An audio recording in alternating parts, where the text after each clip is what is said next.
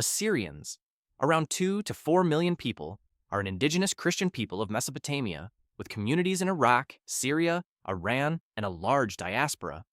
They trace their heritage to the ancient Assyrian Empire and speak dialects of Neo-Aramaic, the language of their early Christian liturgy. Most belong to churches such as the Assyrian Church of the East, Chaldean Catholic Church, and Syriac Orthodox Church. Over centuries, they faced waves of persecution, including the 1915 Safo massacres. In recent decades, war and instability, especially the rise of ISIS, have driven many from ancestral villages. Today, Assyrians fight for cultural preservation and political representation amid ongoing regional conflicts. Kurds, about 25 to 35 million people across Turkey, Iraq, Iran, and Syria, are an Indo-Iranian people with a distinct language, Kurmanji, Sorani, and other dialects and rich oral traditions. Historically semi-autonomous mountain dwellers, they were promised but denied a nation after World War I's partition of the Ottoman Empire. Most Kurds are Sunni Muslims, mainly Shafi'i, with Alevi and Yazidi minorities, and retain tribal structures and a strong sense of ethnic identity. Today, Iraqi Kurdistan enjoys formal autonomy, Syrian Kurds govern parts of the northeast, and Kurdish movements in Turkey and Iran face periodic repression. Kurdish nationalism and cross-border solidarity continue to shape Middle Eastern geopolitics and regional security debates. Uyghurs, around 12 million people, are a Turkic-speaking, predominantly Sunni Muslim ethnic group indigenous to China's Xinjiang region. Their culture blends Central Asian and Silk Road traditions, with rich music, dance, and a written language related to Uzbek and Turkish. Historically, they ruled medieval oasis kingdoms and played key roles in Silk Road trade. Modern Chinese control since 1949 has tightened dramatically. Reports describe mass surveillance, re-education camps, and restrictions on religion and language. Uyghur activists abroad advocate for human rights and cultural preservation. Tensions between Beijing and Uyghur communities, alongside international criticism, make Xinjiang one of the most closely watched human rights issues today. Tibetans, about 6 million people, inhabit the high Himalayan plateau and neighboring Chinese provinces. They speak Tibetan languages of the Sino-Tibetan family and follow Tibetan Buddhism, a Vajrayana tradition blending earlier Bun beliefs with Mahayana philosophy. From the 17th century until 1950, Tibet was effectively governed by the Dalai Lama's theocratic administration. After China's incorporation in 1951, uprisings led to the 1959 exile of the 14th Dalai Lama and many followers to India. Today, Beijing exerts tight political and religious control, restricting monastic life and Tibetan language education. Despite modernization and migration pressures, Tibetan identity and Buddhism remain central to both homeland and diaspora. Alawites, about 3 to 4 million people, are an Arabic-speaking religious minority concentrated in Syria with smaller communities in Turkey and Lebanon.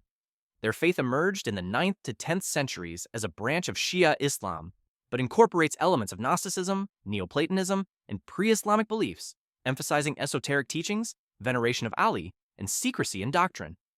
Historically marginalized under Sunni majority rule, Alawites lived in impoverished mountain villages along Syria's coast. French colonial policies favored them in the military, paving the way for their rise after independence. Since 1970, Syria has been ruled by the Assad family, Alawite by origin, making the sect politically powerful but also vulnerable to sectarian resentment amid the country's ongoing conflict. Roma, around 10 to 12 million people scattered across Europe, descend from migrants who left northwestern India roughly 1,000 years ago. Their Romani language links them to the Indo-Aryan family, and their culture features strong kin networks, music, and oral storytelling. Most Roma follow the majority faith of their host countries, chiefly Christianity or Islam, while maintaining Romani customs of family honor and endogamy. Historically persecuted and enslaved, they suffered devastating losses during the Holocaust and continue to face widespread discrimination and poverty. Today, Roma activists press for equal rights and education, yet social exclusion and anti-Gypsyism remain persistent challenges across the continent.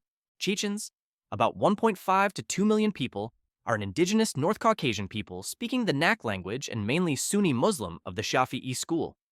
Traditionally organized in clan-based societies, they long resisted outside domination, fighting Russian imperial expansion in the 19th century and suffering mass deportation under Stalin in 1944. After the Soviet collapse, Chechnya declared independence, prompting 2 brutal wars with Russia in the 1990s. Today it is a republic within the Russian Federation under strongman Ramzan Kadyrov, who rules with Kremlin backing while suppressing dissent. Chechens remain proud of their language and customs, balancing cultural survival with tight political control. Catalans, about 7 to 8 million people, live mainly in Spain's Catalonia region, with smaller communities in France's Roussillon and in Andorra. They speak Catalan, a Romance language distinct from Castilian Spanish, and share a heritage rooted in the medieval crown of Aragon. Traditionally Catholic, Catalans today are religiously diverse, but united by strong cultural traditions such as human towers, castells, festivals, and literature. The 19th century Renaissance sparked modern Catalan nationalism. After Spain's 1978 constitution granted autonomy, debates over independence intensified, culminating in the disputed 2017 referendum. Tensions with Madrid persist, shaping Spain's politics while Catalonia retains vibrant self-government and cultural revival.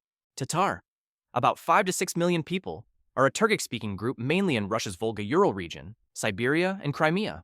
Their roots lie in the medieval Volga Bulgars and Kipchak tribes, later absorbed into the Mongol Empire.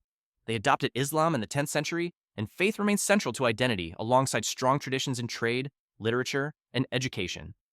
After Russia's conquest of Kazan in the 16th century, Tatars maintained resilience through cultural institutions. Crimean Tatars endured mass deportations under Stalin, returning in smaller numbers after 1991.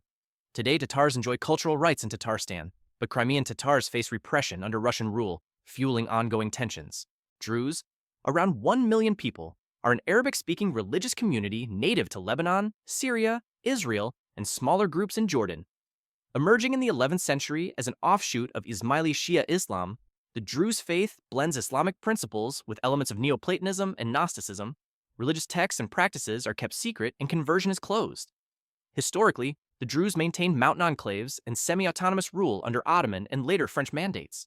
Today they play influential roles in Lebanese politics, are recognized as a distinct community in Israel, and retain local autonomy in Syria's Jabal al-Druze, balancing loyalty to their states with strong communal solidarity. Berbers, around 30 to 40 million people across Morocco, Algeria, Tunisia, Libya, Mali, and Niger, are the indigenous population of North Africa. Their Tamazight languages, part of the Afro-Asiatic family, predate Arab rule, and they have a long history of independent dynasties such as the Almoravids and Almohads. Traditional Amazigh belief once centered on animist practices, but today most are Sunni Muslims, blending Islam with enduring cultural customs of clan solidarity, music, and oral poetry. For decades, post-colonial states suppressed Amazigh identity, yet activism has spurred revival. Tamazight now has official status in Morocco and Algeria. Politically, Amazigh groups press for greater cultural rights while participating fully in national life. Ainu, about 25 to 30,000 people, are an indigenous people of Japan's northern island of Hokkaido and parts of the Kuril Islands and Sakhalin. Traditionally, they practiced an animist belief system centered on nature spirits. Kami, with rituals like the bear-sending ceremony. For centuries, they traded with and resisted Japanese expansion, but from the 17th century onward, they were gradually displaced and assimilated. Meiji-era policies banned their language and customs, causing deep cultural loss. Since the late 20th century, legal recognition and revitalization efforts have grown. Japan officially recognized the Ainu as an indigenous people in 2008, spurring renewed language and cultural revival.